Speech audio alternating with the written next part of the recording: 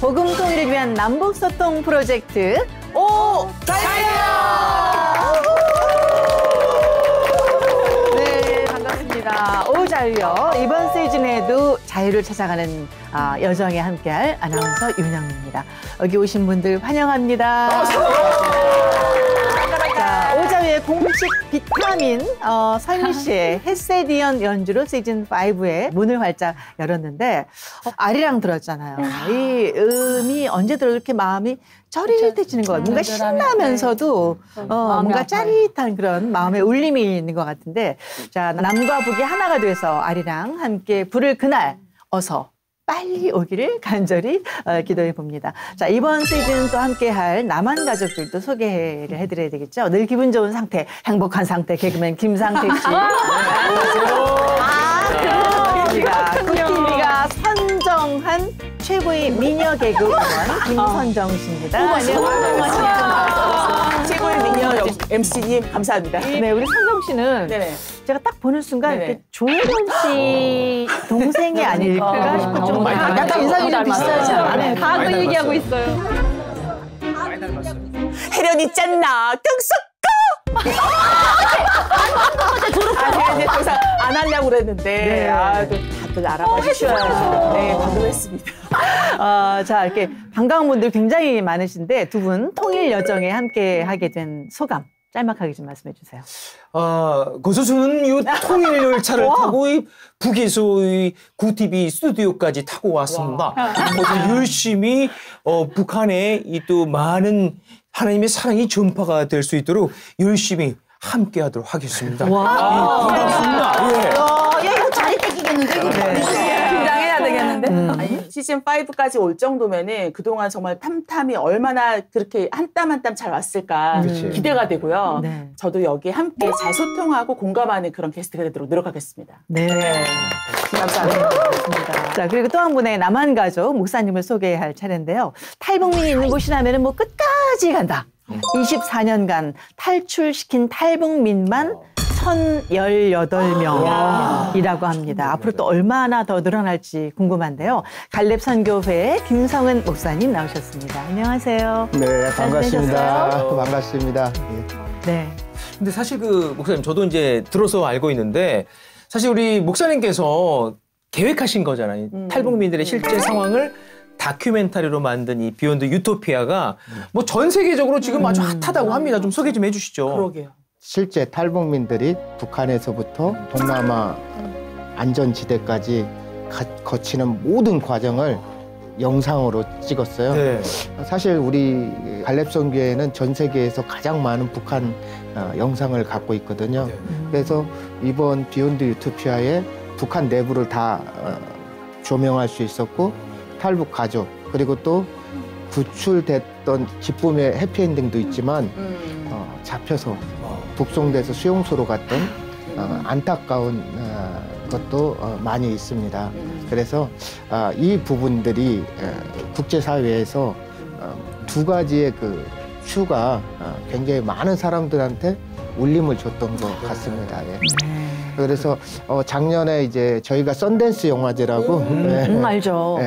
거기서 관객상을 수상하고 47개의 전 세계 상을 휩쓸었는데 야, 엄청나네요. 하나님께서 그래도 이 비욘드 유토피아를 통해서 사람들한테 많은 감동을 줬기 때문에 또 이 실상 이 영상으로 보는 그런 부분 때문에 더 많은 그 울림이 있었던 것 같습니다. 그 썬댄스 영화제에서 상을 받았다고 했잖아요.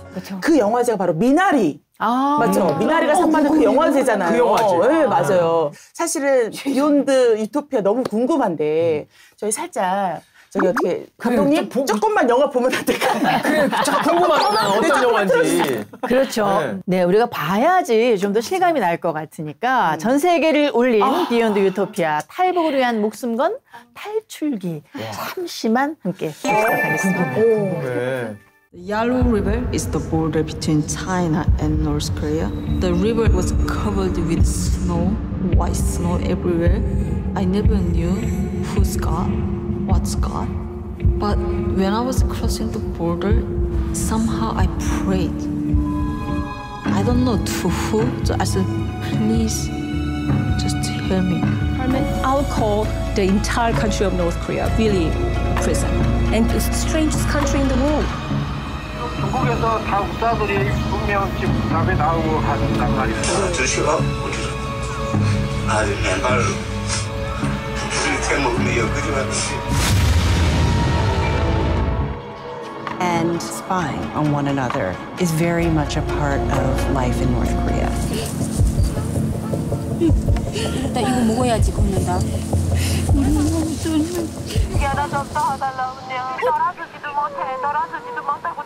그러게 죽는다 죽어. 가문은 젖어나는 이. 지금 나도 못 나간다. 빨리 어떻게 해야지. 울기만 하지 배가. 거기 안 좋으니까 빨리 움막 속으로 들어가. 하지만 그 강을 넘어서도 여러 개의 나라를 거쳐 동남아 안전지대로 가야 되는데 중국의 그 탈북자를 구해줄 사람이 없으면 마약, 인신매매, 결국은 가장 피해를 보고 있는 것이 탈북자이죠. 이제부터는 차가 2대가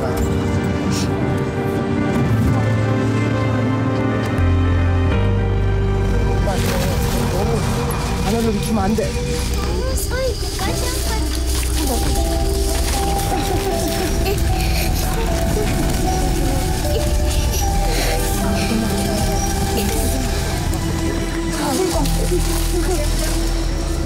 부모 자식 만나서 사는 게 죄인가요? 죄 아니잖아요. 엄마 찾아온다는 아들은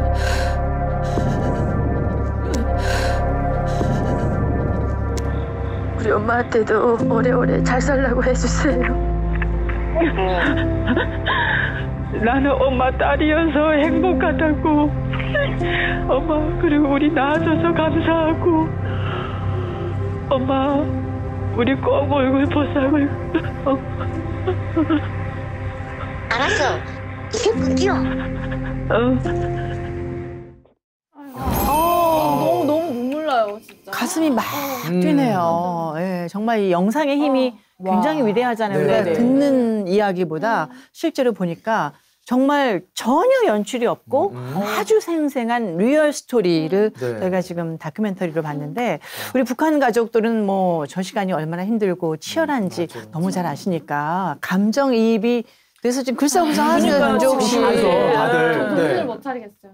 이게 그러니까 제가 왔던 상황이 있는데 제 가족을 데려올 때는 더 그게 이게 그러니까 내가 자녀인데 내 부모가 죽었는지 살았는지도 모르고 산속 어딘가에 지금 전환이 됐다는데 내가 아무것도 할 수 없다는 저도 그때 그 느낌 너무 잘 알거든요. 정말 살아도 산 게 아닌 것 같은 그때 시간이 1분 1초가 정말 100년보다 더 길었던 것 같아요. 네. 어떠셨어요? 김보민 씨는 보시면서 마음이? 못 보겠어요. 정말 진짜 못 보겠어요. 진짜로. 네. 못 봤어요. 오늘 처음 봤어요. 아는데 못 보겠어요. 여기가 막혀서 말도 안 나오고. 저 상황들이 우리가 겪은 일이지만 또 누군가가 지금도 그 길을 겪고 있다는 것에 너무 저는 오다가 또 몽골에서 잡혀서 다시 또 나가는 그런 케이스를 보면서 저 험한 길이지만 나는 이 자리에서 등 따뜻하게 앉아있다는 것도 미안하기도 너무 불편하고요. 그렇죠. 말씀하셨지만 자유를 갈망하는 탈북민들이 굉장히 많습니다. 오자유어가 북한에 대해서 더 관심을 저희가 끌어올리고 이 통일의 마중물이 될 수 있도록 더욱더 힘쓰도록 하겠습니다. 자, 그럼 오늘 함께 이야기해 볼 주제를 한번 알아볼까요? 상태야. 뭐야? 왜 이래? 아니야. 잠깐만. 너 저거 혹시 그 비욘드 유토피아라는 영화 봤어? 그게 실제 이 북한 탈북 상황을 진짜 현장, 그 생생한 현장을 그냥 만든 다큐멘터리 영화잖아. 나 그거 보면서 눈물선 터졌잖아. 눈물선. 아니 근데 진짜 요즘 뉴스 보니까 장난 아니더라고. 이 북한 상황이 더 안 좋아졌어. 근데 나는 그 쫑분이 그림 때문에 화면이 흐릿흐릿해가지고 잘 못 봤거든? 아무튼 그렇더라고. 그렇지. 자, 그래서 내가 준비했잖아. 전격 진단. 북한의 현 주소. 빠밤.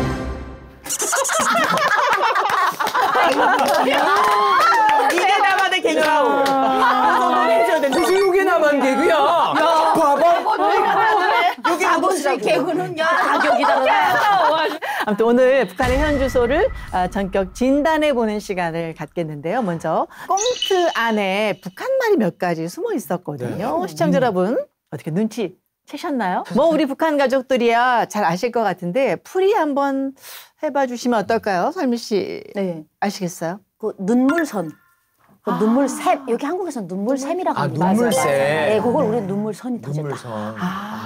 생샘이 터졌다. 네. 또 있었어요. 네, 쪽무늬 그림 때문에 잘 안 보였다는 네. 이게 모자이크 처리가 됐다. 근데 모자이크란 말을 제 생각인데 북한에서 못 쓰는 이유가 있어요. 왜요? 김일성, 김정일, 김정은의 모자이크 벽화가 있거든요. 그거를 모자이크 벽화라고 하는데 또 모자이크 뭐 처리했다라고 하면 이게 서로 이미지가 너무 안 맞으니까 모자이크란 말을 이런 데서 못 쓰지 않을까. 처리했다는 게. 아무튼 언어가 가까워지게 되면은 이 정서도 가까워지게 되잖아요. 맞아요. 그러다 보면은 또 북한이 더욱더 가깝게 느껴질 거라고 기대해 보면서 본격적으로 오늘 얘기 나눠보겠습니다. 비욘드 유토피아의 영화 같은 탈북 스토리의 주인공이십니다. 우영복 성도님 나오셨습니다. 안녕하세요. 저는 2019년 11월에 남한에 입국하였고 또 이렇게 비욘드 유토피아에서 두 딸의 엄마 우영복이라고 합니다. 네. 아니 비욘드 유토피아로 정말 전 세계 북한의 현실을 알리고 계시잖아요. 직접 나오셨는데 그 해외에서 인상 깊었던 반응들은 어떤 게 있었을까요? 전 생각과 달리 서로 피부도 다르고 또 이렇게 언어도 다른데 미국에 가보니까 그 사람들이 너무나도 공감 상태가 이렇게 북한 인권에 대해서 너무나도 존중해 주는 거예요. 그리고 같이 울어주고 그 세계에 빠진다니 너무나도 감동됐거든요. 신기하다. 네. 감정이 통하나 봐요. 끔찍한 게 아직도 남아있는 2천만이 저 길을 가기를 너무나도 자원하고 원한다는 거예요. 네. 이게 21세기에 가능하지 않은 일이잖아요. 네, 끔찍합니다. 사실 지금 저 다큐멘터리 속에서도 지금 우영복 성도님께서 직접 나오셨지 않습니까? 사실 직접 이렇게 또 화면을 또 보시니까 좀 남다른 느낌이 드셨을 것 같은데 좀 어떠셨어요? 또? 일단 이게 영화를 저는 잘 안 봐요. 처음에는 이렇게 봤는데 저게 우리는 해피엔딩이지만 이렇게 또 이서연 씨 같은 경우는 저렇게 되고 보니까는 영화를 이 좌석에 계속 같이 앉게 되거든요. 영화에 우리가 시사회랑 가게 되면. 그런데 너무나도 마음이 아파갖고 저는 안 봐요. 그럴 수밖에 없겠죠, 정말. 그렇죠. 네. 그렇죠. 생사가 걸려 있고 살아 있어도 그 살아 있으면 너무 미안한 감이 있거든요. 그렇죠. 엄청난 정말 일들이 벌어졌고 지금도 벌어지고 있고 이게 언제 글쎄 끝날까 뭐 이런 안타까움이 참 드는데 안 그래도 정말 폐쇄적이었던 북한이 코로나로 인해서 더욱더 문이 굳게 닫히게 됐죠. 우리 조경일 씨 아직 한 말씀도 안 하셨어요. 네. 지금 저희는 이제 코로나가 완전히 이제 해제가 된 상황이잖아요. 근데 북한에서는 코로나가 2020년 초에 바로 이제 터졌는데 북한은 그 어떤 다른 나라보다도 가장 먼저 국경을 닫아버렸어요. 완전히 봉쇄를 했죠. 근데 그 이유가 있습니다. 왜냐면 한국 같은 경우는 일단은 기본적으로 뭐 진단 역량이라든가 의료 역량들이 되는데 북한 같은 경우는 한 번 이 전염성 병이 이렇게 퍼지면 방법이 없거든요. 그래서 제일 먼저 할 수 있는 게 국경을 다 닫는 겁니다. 그래서 완전히 봉쇄했고 뭐 주민들 간의 접촉과 또는 지역 간의 이동도 이제 완전히 이제 단절했는데 그러다 보니까 나중에 뒤에 돌아가서 평가를 해보면 그나마 예상했던 것보다 비교적 코로나를 잘 견뎠다라고 평가할 수 있는데 대신에 이게 주민 간의 접촉과 지역 간의 이동을 단절하다 보니까 경제적인 활동이 완전히 중단이 돼서 오히려 코로나로 죽어나가는 사람 우리가 예상했는데 그게 아니라 이제 경제 때문에 식량난으로 죽어나가는 사람들이 또 발생을 해서 또 그런 효과도 또 있었더라고요. 사실 예전에 저도 좀 소식을 듣기에 그 고난의 행군이라고 그 당시만 해도 뭐 몇백만 명이 굶어 죽었던 때라고 하던데 그럼 그때 상황하고 이 코로나 상황 어떻게 맞먹을 정도로 그런 상황이었습니까? 많은 분들이 좀 굶어 죽고. 사실 그때는 방법이 없었어요. 나라에서 배급을 받다가 갑자기 안 주니까 그냥 방법을 몰라서 굶어 죽었는데 이번에는요 방법을 알아요. 예를 든다면 내가 수영을 할 줄을 알아요. 근데 자꾸 파도가 아무리 가려고 하는데 계속 밀려와서 빠지는 상황. 더 극악한 상황이라고 저는 생각합니다. 지금은 장마당을 알고 밥을 먹을 방법을 알고 있는데 그걸 못하게 하니까 그냥 맹놓고 죽을 때보다 지금 상황에 더 힘들지 않았을까? 더 고통스럽지 않았을까? 내가 죽어간다는 걸 알고 있잖아요. 그리고 북한의 의료 환경이 완전 열악하잖아요. 코로나 걸렸어. 치료는 어떻게 해요? 치료가 됐었을까?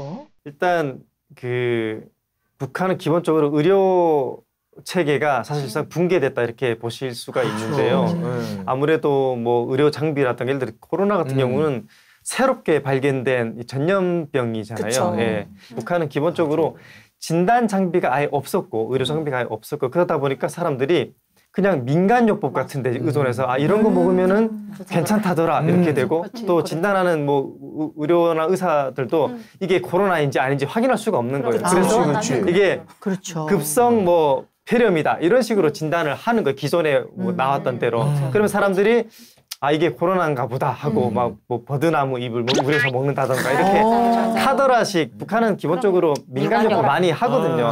그런데 북한은 허준의 독립보감 원본이나 이렇게 카피를 해서 우리 한국에서 한의원에서 이렇게 치료하는 방법 못지않게 반의사가 돼서 각자 집에서 치료를 해요. 저도 고난의 행군식에 저희 가족이 8식구 중에서 5명이 사망을 했거든요. 근데 병원에 갈 수 없는 상황이지만 주사를 벤토에다가 이렇게 소독을 해서 엄마하고 언니한테 제가 주사를 놔줬어요. 그래서 또 그런 방법이 안 되면 의사한테 식량이라도 조금 뇌물을 바치고 의사가 와서 또 진찰을 해준다던가 조금씩 봐주고 진단을 내려주는 거예요. 그래서 북한은 민간요법으로 많이 사용을 해요. 우리 어렸을 때도 뭐 이렇게 식물 이파리 뭐 이런 거 갖다 빠서 뭐 어디 아프면 하기도 하고 뭐 고약이라든가 빨간 약 뭐 이런 거에다가 그 상황보다 더 열악한 상황인데 우리 우영복 씨는 2019년에 코로나 바로 직전이었잖아요. 그때 이제 탈북하셨는데 북에 있는 가족들 소식을 혹시 들으셨나요? 아무래도 남아있는 가족들이 있다 보니까 돈을 해마다 보내거든요. 그래갖고 북한 소식을 좀 접했는데 그러니까 북한에서는 코로나라고 처음엔 인정 안 하다 보니까 그러지 않으면 독감기라 하고 그렇게 해갖고 치료했대는데 좀 돈 있는 사람들은 그러니까 북한이라는 게 이렇게 너무 열악하니까 다 그저 민간요법에 매달다 보니까 만병통치약 아편이라는 게 기본이에요. 진짜. 그래갖고 돈 있는 사람 그게 그람당 35원이거든요. 중국 돈으로. 그래 그거나마 그 돈 있는 사람 그거 맞고 없는 사람은 진짜 한 끼가 쌀 5원이면 쌀 한 킬로인데 쌀 한 킬로가 더 중요한 거예요.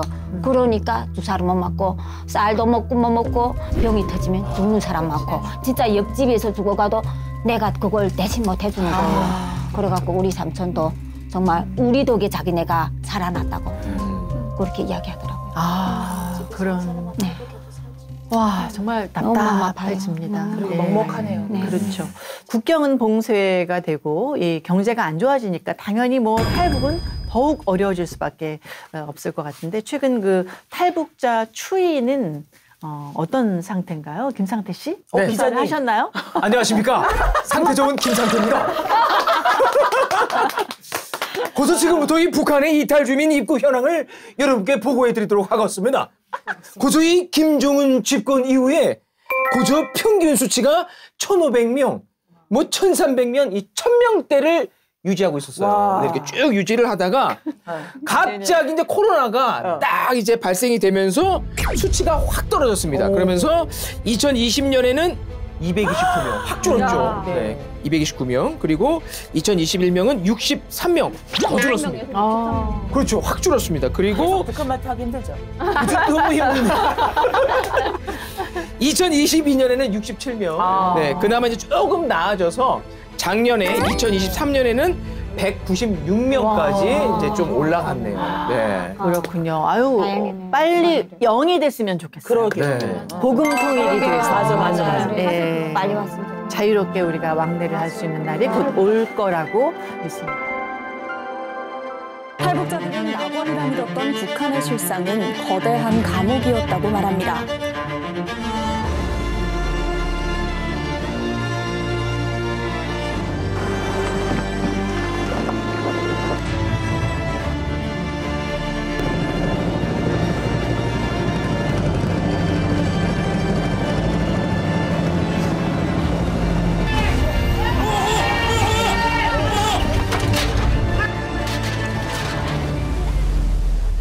네, 국경은 이렇게 더 철통 봉쇄가 됐지만 자유를 향하는 갈망은 결코 막을 수가 없습니다.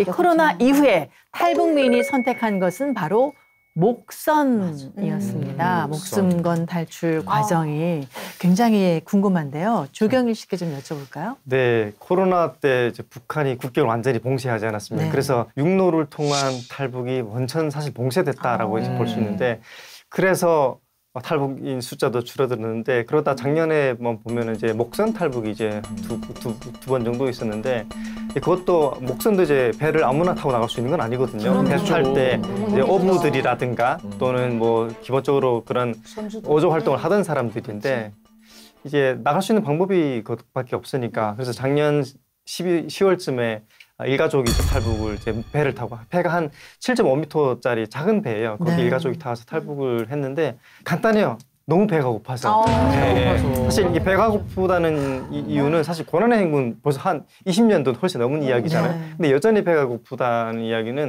그나마 좀 나아졌다라고 하겠지만, 코로나 때문에 완전히 봉쇄하면서 경제활동이 뭐 완전히 없어지고, 특히 이제 우리가 북한 경제가 그래도 밑바닥 같은 경우는 조금 경제 활동을 하니까 초기 자본주의다 이렇게 봤었는데, 코로나 때 붕괴하면서 특히 뭐 신흥 뭐 돈주라든가 이런 사람들마저 사실 굉장히 많이 몰락을 했거든요.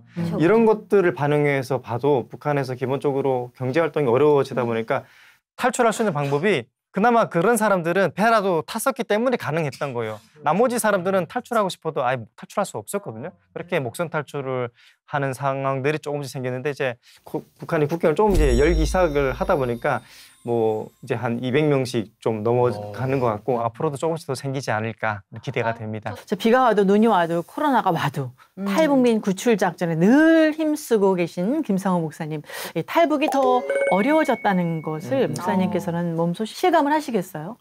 그렇죠. 중국에 작년에 이제 7월 1일부로 반간첩법이라는 걸 시행했어요. 그래서 그전에는 탈북자들을 돕다가 현지인이 잡히면 뭐 벌금을 낸다든지 아니면 뭐 인신매매 정도 해가지고 뭐 3년, 5년. 그래도 그런 제목으로 들어가면 좀 뇌물을 바치면 또 적당히 또 빠져나오고 이랬는데, 지금은 아예 간첩으로 처음부터 딱 하기 때문에 네, 그냥 13년 이상 감옥에 가게 돼요. 그러니까 현지에서 그 일을 했던 사람들이 이제는 이제 안 하려고 하고, 중국의 영향력이 어디까지 가 있냐면 지금 라오스나 뭐 베트남 이런 아예 라오스 같은 데는 중국 그 공안 경찰이 그곳에 상주를 했어요. 그러니까 이게 굉장히 어렵게 되다 보니까 앞으로도 탈북민들의 구출이 더 힘들어지지 않겠나.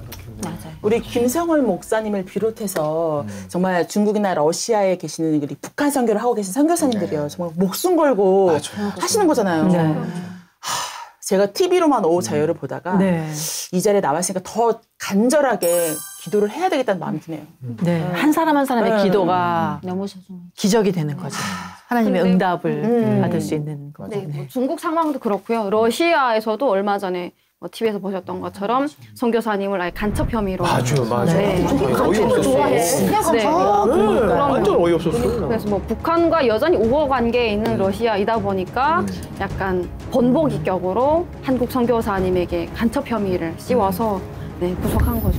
그렇군요. 뭐 이 정도면 북한이 점점 더 독을 품었다라는 생각이 들 정도예요. 그러면 처벌도 어떻게 또 강력해졌습니까? 이것도 궁금해요.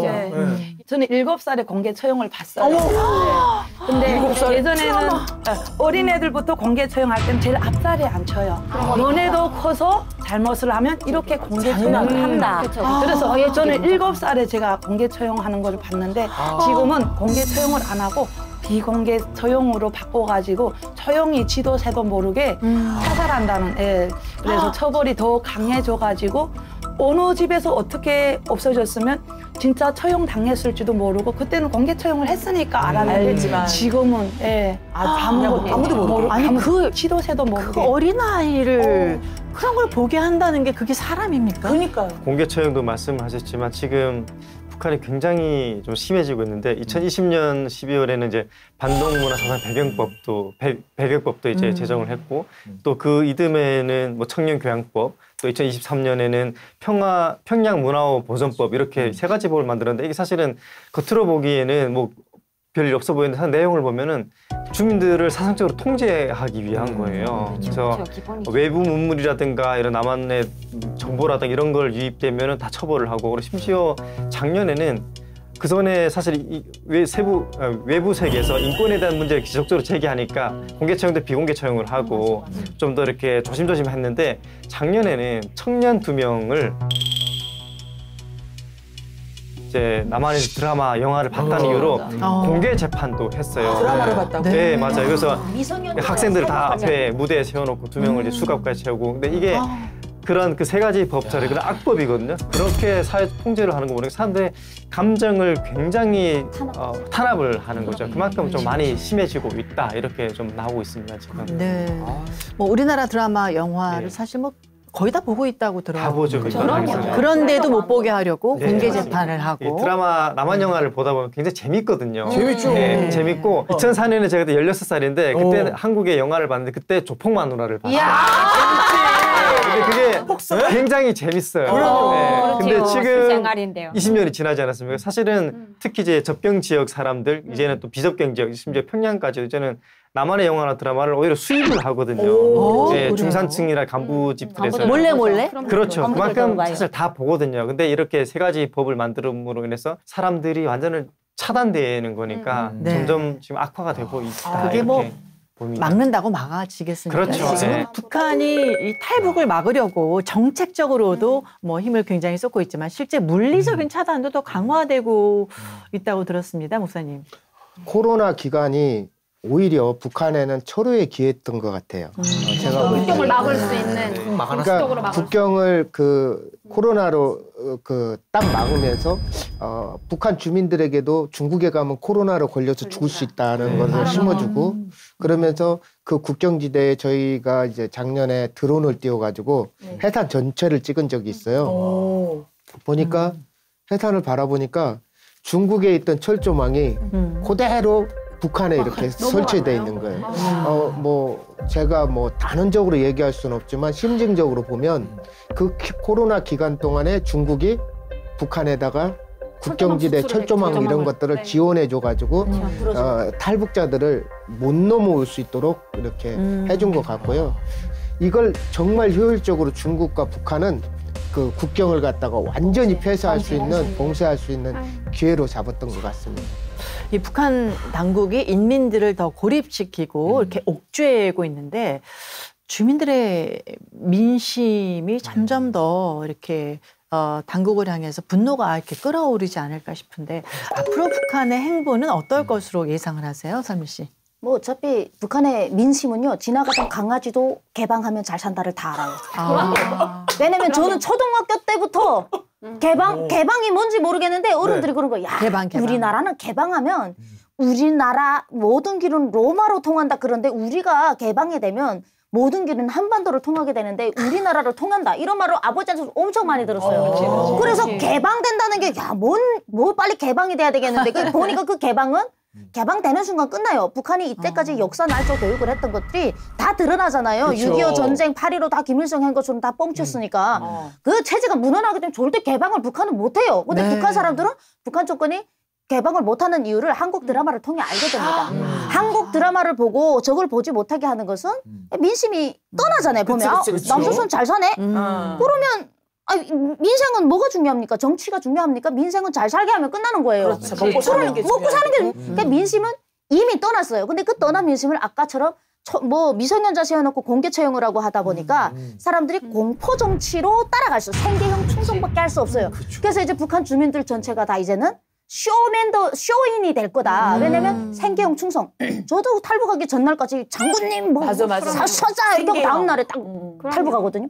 그런 생계형 충성이 더 막을 치고 있어서 사실 김정은 입장에서는 김정은 정권은 정말 위험한 상황입니다. 사람들의 속내를 들여보이지 않기 때문에 이제 과감하게 공개처형하기도 어려운 상황이고 엄청 조심스럽게 그들은 행동할 거고 그로 인해서 북한은 빨리 막 뛰어가고 있다. 저는 북한 정권이 우리 편인가 이런 생각할 때가 있습니다. 지금 아예 정권 나락으로 지금 아주 내리막으로 뛰고 있어요. 막 자기가 지금 멈출 수 없는 상황이 됐어요. 예, 그래서 정권의 국민들은 지금 북한 인민들은 많이 위축되고 경제적으로 악한 상황일지 몰라도 겉으로는 단단해 보이는 저 북한 정권은 지금 완전 너덜너덜해졌다 이렇게 볼 수가 있어요. 그만큼 사실 북한에서 직접 오는 게 힘들다라는 거잖아요. 그래서 최근 그 탈북민들 동향을 보면 일단 국가 허락을 받아서 해외 노동자나 뭐 유학을 갔다가 거기에서 아예 탈북을 결정해서 오는 경우가 더 많아졌어요. 그만큼 또 그들이 해외를 나갈 수 있다는 것은 또 조금 더 주요 직책이나 좀 권력을 누리던 사람들이어서 이제는 그들의 그룹도 이제 달라지고 있는 것 같아요. 사실 뭐 말씀하셨던 것처럼 철책은 더 두꺼워지고 감시망도 더 많아지고 했지만 이 탈북의 여정은 또 계속돼야 되지 않겠습니까? 그럼요. 그렇죠? 자, 만약에 우리 북한 미남 미녀 여러분들이 새로운 이 탈북 루트를 개발을 한다면 어떤 방법으로 좀 하면 좋을까요? 네. 탈북을 해봤잖아요. 제가 아이디어. 탈북 3번 했잖아요. 제가 탈북 3번 했는데 저는 그래서 대한민국이 얼마나 천국이겠습니까? 그렇죠. 오니까 대한민국이 신나는 지옥이더라고요. 신나는 지옥이더라고요. 왜냐면 가장 자살률 1위랍니다. 맞아요. 그래서 부유한 삶이 나를 부유하게 하는 것이 아니라 복음이 없으면 아무리 좋은 상황이 와도 살 수가 없습니다. 북한이라고 할지라도 복음만 있으면 괜찮습니다. 맞아요. 북한이라고 할지라도 그래서 저는요 새로운 루트라고 하면 저는 복음을 전도하는 루트를 내가 끌어내오는 루트는 목사님이 하시고 저는 북한에 복음을 전하는 루트를 뚫을 것 같습니다. 그게 진짜 영혼을 살려는 일이다라고 생각을 합니다. 이렇게 목숨 걸고 넘어와서도 그때는 하나님을 부르짖었는데 한국에 와서 신나는 지옥 안에 빠져가지고 탈북민들이 하나님을 찾지 않아. 예수님 안 찾는 경우가 너무 마음이 아프기 때문에 제일 첫째도 둘째도 영적 회개 영적 구원이구나. 그래서 복음을 먼저 전하고 싶다. 평화라는 것은 적이 없을 때 평화가 있는 겁니다. 근데 북한하면 아직 적과 적의 상대이기 때문에 복음 통일, 오직 예수 그리스도만이 평화, 적이 없는 상대, 복음 통일을 향한 하나님의 나라로 가는 것입니다. 그래서 복음 통일을 향한 하나님의 그 진리의 말씀을 지금 바로 그곳에 전해야 됩니다. 복음 통일. 할렐루야입니다. 할렐루야!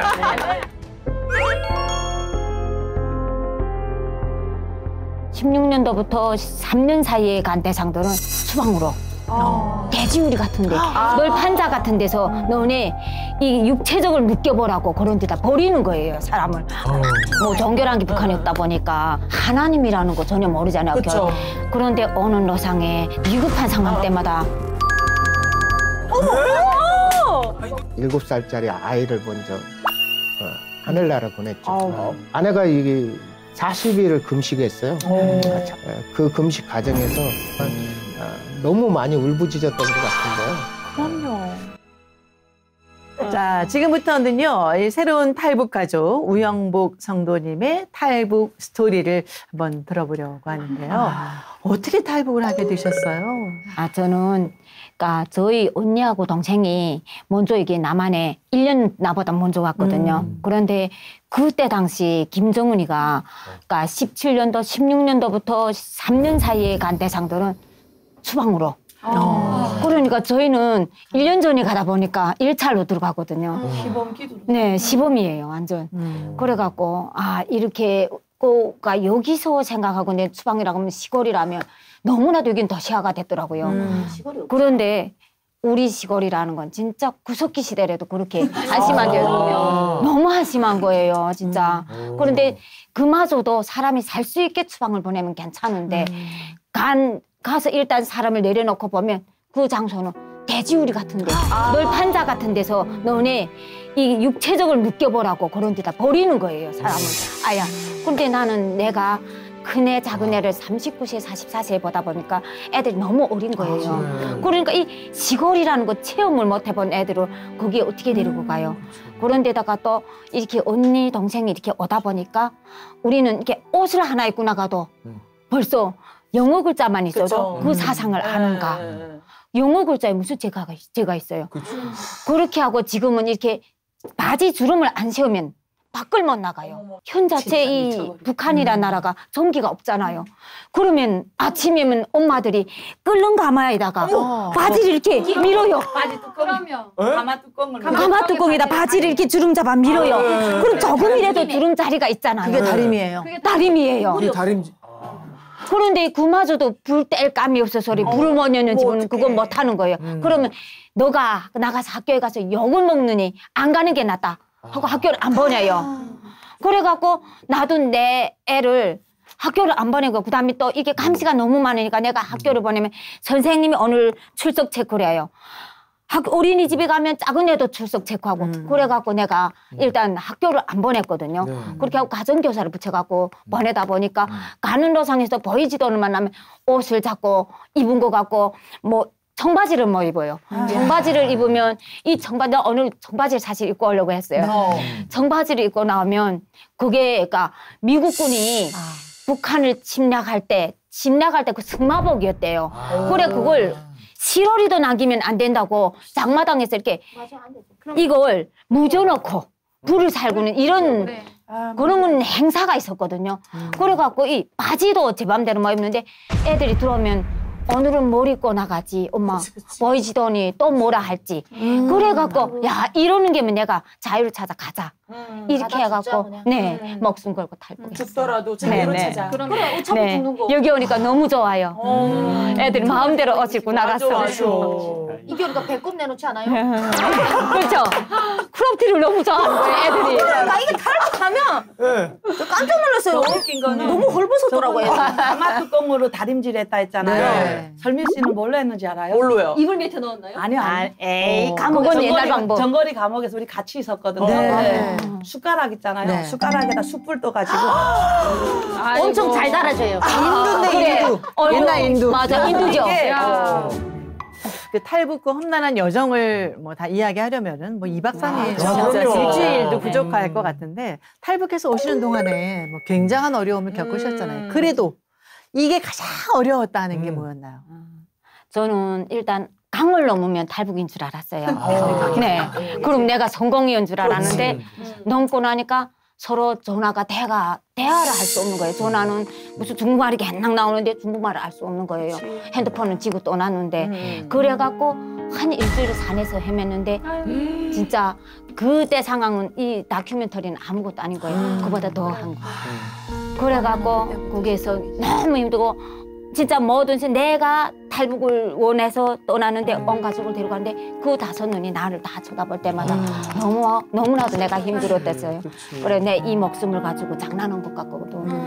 그래갖고 내 책임이랑 너무 그래갖고 거기에다가 내가 엄마는 80이고 애들 근데 지금 내가 생각해보면 애들이 어린 게 내한테 너무나도 큰 도움이었어요. 작았으니까 내가 어깨 목마를 할 수 있었고 작은 애는 없고 이렇게 할 수 있었고 엄마를 이렇게 팔 겪고 강을 넘었거든요. 진짜 목사님을 만나기 전까지 너무나도 암흑이었어요. 그게 제일 힘들었어요. 내가 그 순간이. 용기가 우리 우형복 성도님께서 탈북을 계획하실 때 정말 철저하게 하셨을 거 아니에요. 그렇죠, 네. 그렇죠. 근데 이제 되돌아봤을 때 가장 어떤 게 큰 도움이 되었다 싶었던 거 있으면 뭐가 있을까요? 네. 일단 우리가 탈북할 때는 우리는 이렇게 강이 있잖아요. 강을 건너야 되니까 모든 사람들 어느 최근에 떠나는 사람들 거의나 다 우리가 튜브를 갖고 못 떠나요. 튜브를 가다가 잡히면 튜브가 있으면 너네 탈북하고 그러니까 그걸 못 갖고 떠나거든요. 그러니까 김치 방막 있잖아요. 김치 주머니. 여기서도 김치 주머니 있지 않아요? 비닐 주머니. 김치 주머니. 네네. 김장 주머니. 네. 그 주머니를 입으로 이렇게 불고요. 그러면 그걸 유사시에는 이렇게 불고 갖고 tum으로 쓸 수 있고. 네. 그리고 또 그건 물에서는 그 튜브를 쓸 수 있고 그다음에 또 산에 가면 그 방막에 통째로 들어가요. 그럼 뱀이 안 물고. 그러면 네네 덥기도 하죠. 그게 이불 삼아 너무 좋은 거예요. 뱀이 안 문다고 하셨어요. 뱀이 안 물어요. 뱀이 이 비닐이니까 냄새가 나가지 않잖아요. 뱀이 접근 안 해요. 그러니까 뱀이 문 적이 있다는 얘기잖아요. 그렇죠. 당연하죠. 산이 깊으니까. 네. 그래갖고 방막을 갖고 떠나고 그다음에는 또 가는路상에 며칠을 갈지 기약 없으니까. 그래갖고 장마당을 그러니까 북한에도 이젠 장마당에 진짜 고해불 내놓고 다 없는 게 없다고 하거든요. 그러다 나니까 우리가 가는 노상에 더 물이 없지 않아요. 그러니까 찬물에다가 불어 먹을 수 있는 거. 그래갖고 싱가포르 우유라는 게 2kg짜리 있었거든요. 네. 그래 그걸 장마당에서 구입하고 그다음에는 이렇게 혹시 가다가 물을 먹어야 되는데 물이란 게 항상 맑은 물이 없잖아요. 그래갖고 그러니까 내가 그 물갈이를 안 하려면 북한은 이렇게 이 민간요법이 많다 보니까 진흙을 갖고 떠나요. 자기가 살던 고장에 흙을 갖고 다니면서 그 물에다 풀어먹으면 물갈이를 안 해요. 설사를 안 하고. 그래서 진흙을 진짜 한 줌을 갖고 떠났어요. 진흙 한 줌. 그다음에 설탕하고 소금만 있으면 아무 데 가서도 꼭 김일성의 항일 뭐 그런 거 쓴 데도 많잖아요. 그래 보다 보니까 설탕하고 소금을 갖고 떠나고 그래 그 어느 노상에 도간도가 거기 정말 힘이 되고 진짜 일주일 헤매는 동안 내가 너무 요긴하게 쓴 거예요. 아니 이런 꿀팁은 다 어디서 알았어요? 그러니까요. 살려니까 생각을 하는 거예요. 진짜 목숨을 걸면 못 해낼 거 없잖아요. 누가 들은 건 아니고.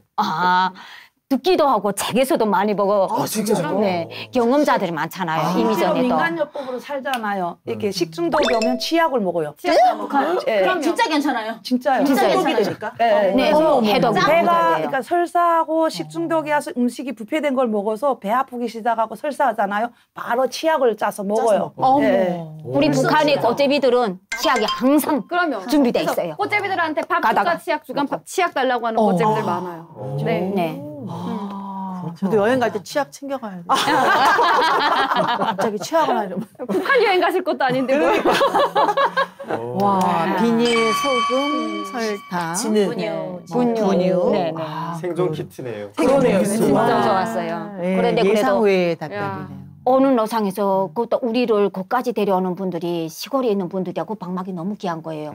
그래서 24시간에 이 강을 넘는다고 하니까 거기서 다 버렸어요.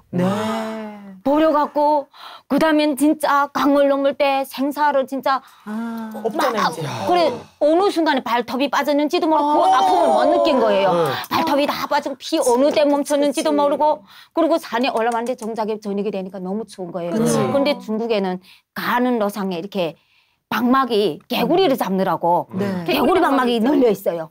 그래 그 방막이 근데 그게 좀 크면 모르겠는데 다 50cm거든요. 그걸 몸에다 이렇게 감고 자요. 감고 자는데 그 감고 자는 것마저도 또 저녁에 이렇게 자면서 입김이 올라가면 거기서 물이 뚝뚝 떨어져요. 정말 말로 다 못해요.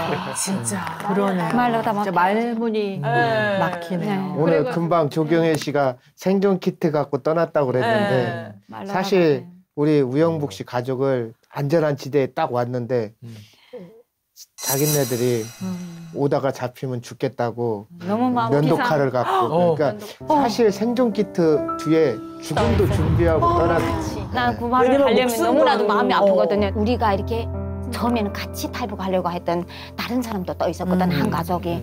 그런데 그분네들이 사실은 내가 떠나는데 우리는 애가 있지, 엄마 있지 하니까 우리 성공이 눈앞에 안 보인 거예요. 그래갖고 우리하고 약속했다 그 사람들이 물러섰죠. 그래갖고 내가 라오스에 와서 이제는 안전지대에 와서 목사님이랑 같이 와서 내가 거기에서 전화를 한 거예요. 언니 우리는 이게 라오스까지 왔다고. 그러니까 이 언니가 우리 왔던 루트 쪽을 오겠다고 결심 내려갖고 우리가 11월 우리는 대한민국에 왔는데 이분들이 11월에 떠났는데 중국에서 공안이 따르니까 아까 두 양주 떠나고 거기에다 다른 사람 또 둘이 떠났는데 4명이었는데 둘이 사이나 먹고 둘은 안 먹은 거예요. 사이나가 뭐죠? 비상약. 그러니까 농약이라기보다도 그게 농약이 아니고 기본을 그건 어디에 쓰냐면 금을 재련하는 데서 금강석을 씻는 재련할 때 그 금강석을 씻는 세척용을 그러니까 화학계로 원소계로 CN이에요. 얼마나 독해. 근데 먹으면 죽는 거예요? 네, 죽어요. 바로 즉사하는 거죠. 근데 그게 이렇게 이만하게 생겼거든요. 이만한 이렇게 알이 이만한 높이에요. 그런 알인데 그걸 먹고 바로 죽은 거예요. 근데 2명은 안 먹었는데 그러다니까 바로 먹은 게 두 양주 같이 먹었으면 모르겠는데 서로 엇갈린 거예요. 남편이 먹고 아줌마가 먹고 다른 집 남편이 먹고 이러다니까 반대로 죽었는데 그 시체 때문에 남편이 더 뛰지 못하고 그 시체 안고 공안에 잡힌 거예요. 그러고 사이나로 내가 말로 번질 수가 없는 거예요. 너무 마음 아픈 거예요. 생존 키트와 죽음의 키트를 같이 와 이게 갖고 다니는 죽었어요. 그 순간이 정말 탈북할 때요. 면도칼 안 가지고 떠나는 사람은 없습니다. 맞아요. 그러니까 차라리 돌아가느니 돌아가서 죽는 게 수모 낫다. 당해서 갈기갈기 찢기느니 내 손으로 뜯자 이런 마음으로 탈북은 그냥 이게 한번 가볼까 이런 마음이 아니고요. 던지는 겁니다. 그래서 그 안에서 사실 희망이 더 크고요. 그 희망이 살겠다는 희망이 더 크고 그러면 그러니까 뭐 탈북이 아니면 죽음을 달라. 그렇죠, 그렇죠. 둘 중 하나 선택이죠. 그러니까 탈북 과정 중에 그 하나님의 도우심을 느낀 어떤 신기한 그 체험도 있었다고 들었는데 어떤 간증인가요? 검은소가 나타날 때마다 진짜 우리는 하나님이라는 거 전혀 모르잖아요. 뭐 종교란 게 북한에 없다 보니까. 그런데 어느 노상에 진짜 검은소 위급한 상황 때마다 목사님이 우리 머리 이렇게 붙잡고 이렇게 기도 막 하세요.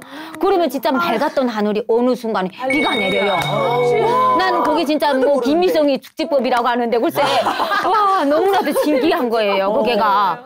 와 이렇게 막 기도를 하면 우리는 그 상황에 야 어떻게 될지 이거 어떻게 이 거비로 진짜 목숨을 걸었으니까 죽지 않을까 이런 상황인데 중간에 하늘이 맑았던 하늘 비가 막 내려 그래 막 비가 이 자문을 두드리면 어머 비가 오는구나 생각 그럼 벌써 앞이 확 열려 있어요. 검은소가 사람 한 명도 없는 거예요. 그런 순간을 몇 번 목격했거든요.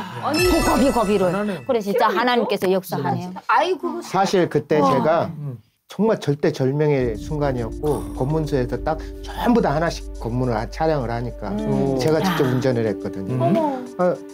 그런데 저도 이제는 뭐 피할 수 없는 길이죠. 그런데 동남아는 그 갑자기 비가 내리는 경우가 있어요. 그래서 제가 기도를 했죠. 하나님 여기에 천하보다도 귀한 생명들이 타고 있습니다. 당신이 정말 이 가족들을 하나님 품에 안기시려면 우리를 살려주셔야 됩니다. 그러면서도 간절함이 있었는데 맞아. 갑자기 뭐 폭풍 같은 진짜 비 대선하게 왔거든요. 목사님도 얼마나 떨렸겠어요. 진짜 비가 안 오면 그렇죠. 하나님 안 믿으면 어떡해. 이런 고백까지 하면서 아니 천하를 지으신 하나님이신데 날씨야 뭐 일도 아니죠. 네네 너무나도. 사실 저도 뭐 이 영화 이 비욘드 유토피아를 통해서 북한 사역에 대해서 쓰임을 받고 계시잖아요. 그런데 또 개인적인 뭐 사명이라든지 소망이 좀 있으실 것 같아요. 기도 제목이 있으실 것 같은데. 일단 저 사회복지사 지금 공부하고 있거든요. 근데 여기 와 보니까 진짜 남한 사람들도 너무 힘든 사람들 너무 많더라고요. 맞습니다. 그래 일단 내가 열심히 살고 애들 꿈도 이뤄주고 그리고 또 이렇게 나보다 힘든 사람들한테 좀 봉사하는 마음으로 살고 싶은 그런 게 있어요. 야, 천사의 마음이시네요. 그러니까요. 뭐 아르바이트 하는 것도 있으세요? 네네네. 식당 활동을 밤에 하거든요. 힘드실 텐데. 아니 탈북에다 대면 그건 아무것도 아니고요. 나는 뭐 20건에다 대면 이게 진짜 꿈이죠. 네네. 80세 어머님. 네네. 얼마나 좋아하시나요? 근데 어린 자녀는 지금 어떻게 크고 있나요? 큰 애고 작은 애고 너무 열심히 여기 잘 적응되고 애들이 그래 작은 애 같은 건 지금 현재 아이돌을 꿈꿔갖고 그래갖고 소속사에서 또 이번에 소속사에 이게 기획사에 다니면서 거기서 그 팀에서 그 팀이 또 1등 하다 보니까 이번에 1등을 하고 전속으로 또 넘어갔어요. 전속까지. 그래서 이렇게 우영복 선배님 얼굴 애들이 너무 잘 나가니까 그게 부모 심정이잖아요. 그렇죠. 잘 나가고 있어요. 그래서 옷도 오늘 금으로 만든 거 있잖아요. 부티가 목에도 금목걸이 하시고 분이 같이 어깨 뽕하고 정말 너무 좋아요. 진짜 이 자유라는 게 이렇게 좋은 거. 맞아요. 저 궁금한 게 하나 게 자녀들의 그 심경의 변화라든지 아이들이 북에 있을 때랑 대한민국에 왔었을 때 그 마음의 변화라든지 어떤 생각의 변화 등등 이런 게 좀 궁금하거든요, 솔직히. 예수님도 믿고. 그렇죠. 너무 잘 믿죠. 우리 큰애 같은 거는 목사님이 롤모델이라 하거든요. 그렇게 말하고 있어요. 그리고 우리 작은애 같은 경우는 이제 너무 어릴 때 봤잖아요. 근데 우리 북한이라는 게 이렇게 독재를 하다 보니까 무슨 애는 작을 때부터 이렇게 조금 예술적으로 이렇게 조금 있었거든요. 그런데 선생님이 여기 와 보니까 선생님들이 진짜 내가 오늘이 뭐고 피아노 치기 싫다고 안 쳐도 돼. 있지 않아요. 거기는 아니거든요. 때려요. 그런데 부모가 애가 이래요. 엄마 여기는 북한은 이렇게 이중 얼굴인데 여기는 그런 거 없다. 내가 원하지 않으면 선생님 안 시키는 게 너무 좋다고. 북한은 교육도 공포 교육. 공포 교육이죠. 무조건. 네. 그게 그거 환경적으로. 네. 정말 자유를 마음껏 지금 경험을 하고 있네요. 너무 많. 오늘 얘기를 나눠보니까 진짜 북한을 위한 그리고 북한 선교하시는 목사님, 선교사님들을 위한 기도가 더욱더 절실하게 필요하다 하는 생각이 듭니다. 김상훈 목사님은 이 탈북자 사역에 이렇게 진심이신 이유, 물론 하나님을 위해서, 또 탈북민을 위해서겠지만 어떤 생각으로 임하고 계신가요? 사실 그 탈북민들을 구출하고 가기 전에 우리 7살짜리 아이를 먼저 하늘나라 보냈죠. 목사님 아이를요? 예. 그때가 저한테는 사실 신앙으로도 견디기 힘들었던 그런 순간이었어요. 내 아이, 누군가를 살리기 위해서 내 아이가 먼저 보내야 되는 게 하나님 맞습니까? 정말 너무 많이 울부짖었던 것 같은데요. 아내가 이게 40일을 금식했어요. 그 금식 과정에서 지옥으로 걸어가는 많은 사람들을 보여주셨대요. 그래서 그 지옥으로 거는데 하나님 저게 뭡니까? 그러니까 너는 아이 하나를 보석을 내가 취했는데 너희 아들을 내가 사랑해서 먼저 왔다. 그런데 지금도 오늘 네가 보고 있는 북한으로 수없이 걸어다가 저 죽어가는 영혼들은 바로 네 동족이고 네 고륙이고 네 친척이다. 그 얘기를 듣고 아내가 다시 힘을 내고 아이를 바닷가에 그 유골을 뿌리면서 우리끼리 이제 다짐을 했죠. 우리가 아들의 사는 만큼의 생명 사역을 아이가 7, 80은 살 수 있잖아요. 나머지 그 기간을 우리 부모가 부끄럽지 않게 생명을 살리는데 온몸을 바치자. 그렇게 했던 계기가 1,018명을 살리는 귀한 시간이 됐던 것 같습니다. 뭐라고 말씀을 드려야 될지. 너무 갈기갈기 이 생에서의 육신이 다 찢어지시는 거잖아요. 정말 신앙이 참 뭔지 대단하십니다. 자, 오늘 오영복 씨 처음으로 이렇게 함께 하셨는데 소감 좀 듣고 싶습니다. 그저 이렇게 서로 남한하고 이렇게 북한이 마주하면서 오늘 이렇게 또 다른 문화를 이렇게 체험하니까 너무 반갑고 감사해요. 네. 자주 좀 나와서 말씀 좀 나눠주세요. 네. 자, 우리의 기도가 땅에 떨어지지 않고 얼어붙은 북한을 쫙 봄눈같이 녹일 수 있기를 소망합니다. 저희는 다음 주에 더 유익하고 또 감동적인 이야기로 돌아오겠습니다. 마지막 인사 함께 외쳐볼까요?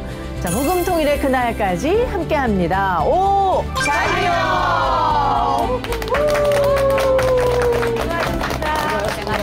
저는 한국에서 여자들에 대해서 제일 처음으로 깜짝 놀란 게 있습니다, 진짜. 뭔데요? 진짜? 왜?